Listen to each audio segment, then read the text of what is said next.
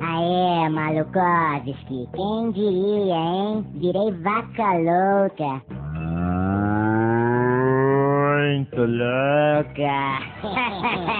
Por que tão dando maconha pra gente, hein? Porque se dessem cocaína, a gente produziria leite em pó, Não, papo sério. É que acharam essa plantação enorme e se destruíssem tudo, tipo, a gente não ia ter o que comer, tá ligada? Ligadaça e noiada. E se a polícia pegar a gente com o bagulho? A gente faz o mesmo que os malucos aí, engole. Putz, vamos ter um longo trabalho, Que onda? Cara, eu não tenho nem mais picanha, tenho piconha. E o leite, hein? Será que vai ficar sujeira?